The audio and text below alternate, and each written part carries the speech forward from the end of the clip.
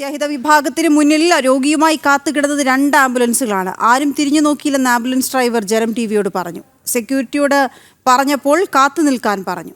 ജനം exclusive. Cooperative ഹോസ്പിറ്റലിൽ ഒരു പേഷ്യൻറ്റ് ഷിഫ്റ്റ് വേണ്ടി പോയ സമയത്ത് നമുക്ക് ഇപ്പോൾ എപ്പോൾ നോക്കിയാലും ഗവൺമെൻറ് ഹോസ്പിറ്റലിലേക്ക് കൊണ്ടുപോകുമ്പോഴാണ് നമുക്ക് ഈ സാഹചര്യം കാണുന്നത്. അതായത് നമ്മളൊരു പേഷ്യൻറ്റ് കൊണ്ടുപോയ സമയത്ത് നമുക്ക് ട്രോളി ഇറക്കാൻ പോയിട്ട് ഒരാൾ എന്താ കേസ് അന്വേഷിക്കാൻ പോലും ഒരാൾ വരുന്നില്ല അവിടെ. ഇപ്പോൾ കുറച്ച് ദിവസങ്ങളായിട്ട് അത് കണ്ടുവരുന്നത്. അതായത് നമ്മൾ വന്ന സമയത്ത് തന്നെ നമുക്ക് എപ്പോഴും ട്രോളി കാര്യങ്ങളായിട്ട് അവർ വരാറുള്ളത്. പക്ഷേ ഈ സമയത്ത് ഇപ്പോൾ വരുന്നില്ല. നമ്മളെന്നിട്ട് പോയിട്ട് ബൈസ്റ്റാൻഡർമാരും എല്ലാവരും പോയി സംസാരിച്ചിട്ട് പോലും ഒരാൾ വന്നിട്ടില്ല. ഒരു സെക്യൂരിറ്റി ആൾ വന്നു, പക്ഷേ ആൾ നോക്കി പോയി, അല്ലാതെ ഒരാൾ വന്നിട്ടില്ല എത്ര നേരം. സാനു കെ സജീവ് ചേരുന്നു വിവരങ്ങളുമായി. സാനു, ഈ ആംബുലൻസ് വരുമ്പോൾ അതിനുള്ളിലുള്ള രോഗിയുടെ അവസ്ഥ എന്തെന്ന് നോക്കാൻ പോലും ആരും ഇറങ്ങി വരാതെ മണിക്കൂറുകളോളം ഇങ്ങനെ ആംബുലൻസിൽ തന്നെ കിടത്തുന്ന സാഹചര്യം എന്താണ് തൃശ്ശൂർ മെഡിക്കൽ കോളേജിൽ സംഭവിക്കുന്നത്?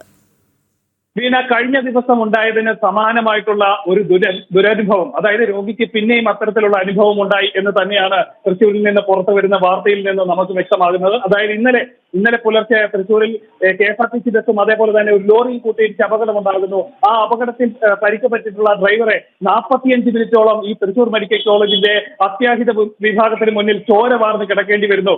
ആ ദിവസം തന്നെ, അന്ന് വൈകുന്നേരം തന്നെ പിന്നെയും ഇത്തരത്തിലുള്ള സംഭവങ്ങൾ ആവർത്തിക്കുന്നു എന്നുള്ളതാണ് തൃശ്ശൂരിൽ നിന്ന് ഈ ചില ദൃശ്യങ്ങൾ സഹിതം പുറത്തു വന്ന വാർത്തയിൽ നിന്ന് നമുക്ക് വ്യക്തമാകുന്നു. എന്തായാലും ഇന്നലെ വൈകുന്നേരം 2 ആംബുലൻസിലെത്തിയ രോഗികളെ സമാന നിലയിൽ തന്നെ അത്യാഹിത വിഭാഗത്തിന് മുന്നിൽ അരമണിക്കൂറിലധികം കിടക്കേണ്ടി വന്നു എന്നാണ് നമുക്ക് മനസ്സിലായിട്ടുള്ളത്. അതായത് ആ ആംബുലൻസ് ഡ്രൈവർ അതിന്റെ ദൃശ്യങ്ങൾ സഹിതം പകർത്തിക്കൊണ്ടാണ് ഈ വിവരങ്ങൾ പുറത്തുവിട്ടിട്ടുള്ളത്. അതേപോലെ തന്നെ ഇന്നലെ രാവിലെ ഈ KSRTC ഡ്രൈവർക്ക് പരിക്കേറ്റി ഈ ആശുപത്രിക്ക് മുന്നിൽ കിടക്കാനുണ്ടായ സംഭവം അങ്ങനെ ഉണ്ടായിട്ടില്ല. കൃത്യമായിട്ടുള്ള ചികിത്സ നൽകിയിട്ടുണ്ടെന്ന് അടക്കമുള്ള കാര്യങ്ങൾ ആശുപത്രിയുടെ ഭാഗത്ത് നിന്ന് ഒരു ന്യായീകരണമായി പുറത്തു വന്നതിന് മണിക്കൂറുകൾ കഴിയുന്നതിന് മുൻപാണ് വീണ്ടും ഇത്തരത്തിൽ ആശുപത്രി അധികൃതരുടെ ഭാഗത്ത് നിന്ന് ഒരു വീഴ്ച സംഭവിച്ചിരിക്കുന്നു, അല്ലെങ്കിൽ കാര്യമായിട്ട് രോഗികളെ എടുക്കുന്നില്ല, അല്ലെങ്കിൽ ആശുപത്രിയുടെ മുന്നിൽ വന്ന് കാത്തു കെട്ടി കിടക്കേണ്ട ഒരു ഗതികേട് സാധാരണക്കാരായിട്ടുള്ള രോഗികൾക്ക് വീണ്ടും തൃശ്ശൂർ മെഡിക്കൽ കോളേജിൽ നിന്ന് ഉണ്ടാവുന്നു എന്ന് തന്നെയാണ് നമുക്ക് വ്യക്തമാകുന്നത്. അതേപോലെ തന്നെ ഈ ക്യാൻസർ രോഗികളോടും കണ്ണിൽ ചോരയില്ലാത്ത നിലപാട്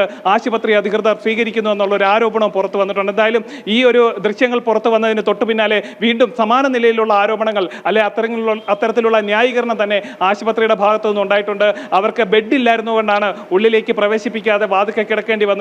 മറ്റ് അനിഷ്ട സംഭവങ്ങളല്ല, മറ്റ് ചികിത്സ നൽകാത്ത വിഷയങ്ങളൊന്നും ഉണ്ടായിട്ടില്ലെന്നാണ് നിലവിൽ ആശുപത്രി അധികൃതരുടെ ഭാഗത്ത് നിന്ന് ന്യായീകരണമായിട്ട് പുറത്തു വന്നിട്ടുള്ളത്. എന്തായാലും തൃശ്ശൂരിലെ മെഡിക്കൽ കോളേജിനെതിരെ വലിയ ആരോപണങ്ങൾ, വലിയ ആക്ഷേപങ്ങളൊക്കെ ഉയരുന്ന സാഹചര്യത്തിലാണ് വീണ്ടും അത്തരം സംഭവങ്ങൾ ആവർത്തിക്കുന്നു എന്ന് തന്നെയാണ് നമുക്ക് തൃശ്ശൂരിൽ മെഡിക്കൽ കോളേജിൽ നിന്ന് കാണാൻ സാധിക്കുന്നത്. വീണ. ഓക്കെ, ശരി സാനു.